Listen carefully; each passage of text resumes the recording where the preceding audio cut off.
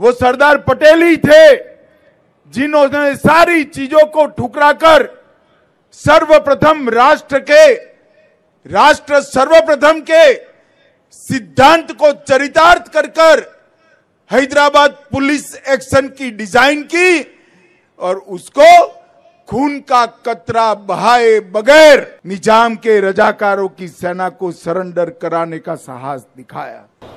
कि मेरे अल्फाज नहीं है, पंडित सुंदरलाल ने अपनी रिपोर्ट में लिखे।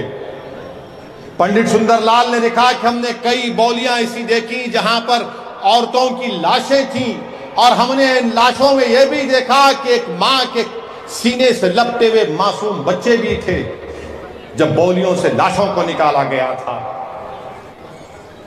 और आज अमित शाह आकर हैदराबाद में तकरीर कर कहते हैं कि बगैर खून का खतरा गिरे आसानी से काम हो गया।